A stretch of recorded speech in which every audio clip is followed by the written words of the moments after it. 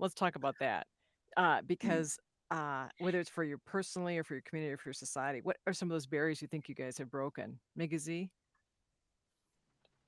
Um, well, it's it's hard. I mean, like, we've done it together as a group.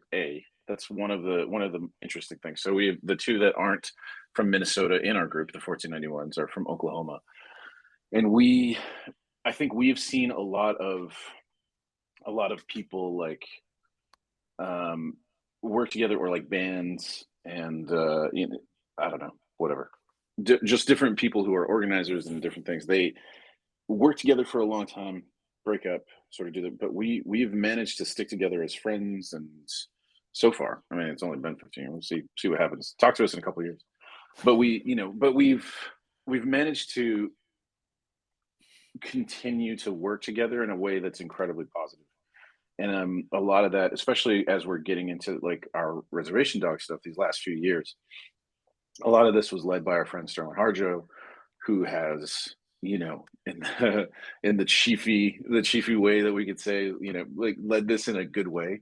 We did it all the time with, like, you know, prayers in the morning, prayers before we started, songs. Like, we did everything in the ways that we were sort of taught, and some of those things um that do,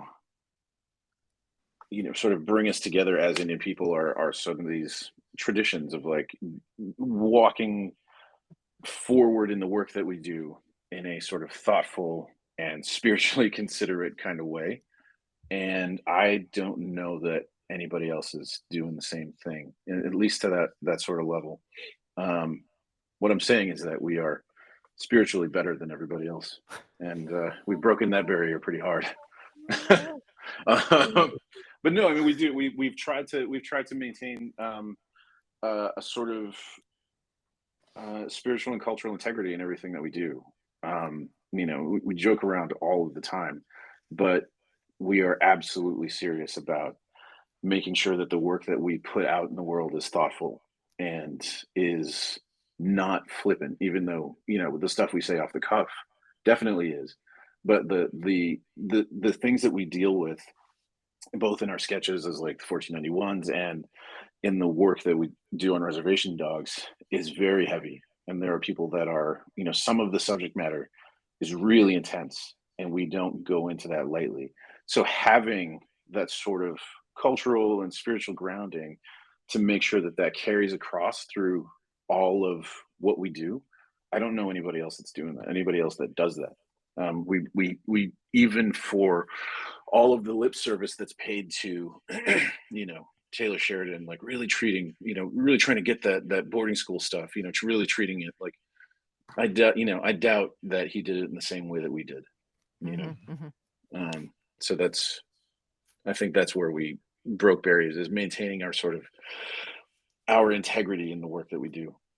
Um, Dallas, do you agree with your friend Migizi? your friend.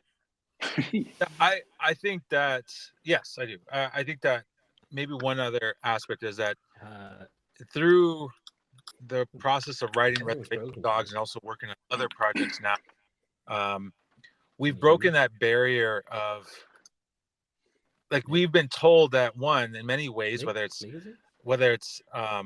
direct or indirect, that our stories as Native people don't matter.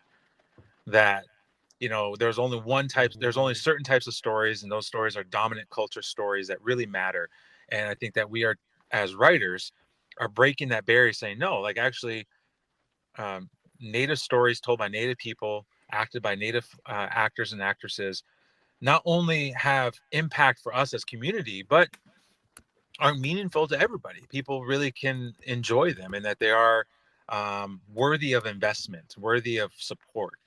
And so I think that, you know, growing up in dominant culture, we're often taught that, hey, you have to change your ways to fit to the mold that is the mainstream, that is colonization. And what we're trying to do is say, I was going to use a four-letter word, a sacred four-letter word, and I'm not going to say it, but F that. We are going to be doing it on our own, in our own terms, and has maybe even it has a greater impact than anything that could else be said.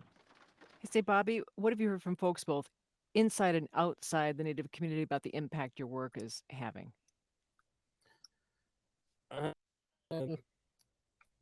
I've heard a lot of really, fantastic, positive reception for all the stuff that we've been doing. I mean, the stuff that if if I may, I think is really quality work, and the putting it on like a larger platform, really an international platform. I mean, I've got a homie in Germany that texted me that he was watching Reservation Dogs with his family. I was like, God dang, like, that's wild. And it's really fantastic. I also love hearing folks who are like haven't watched the show at all and just tell me that it's on the list. I get that a lot. I heard really good things about that. So people are hearing good things. That's good. But I mean, and the most important thing for me is if we're all satisfied with the work. I think probably every artist feels that way though. And people keep telling us it's really great, and I love that. I love to hear it. But we're always trying to hold ourselves to sort of a high standard as possible. Hold ourselves and hold each other to it.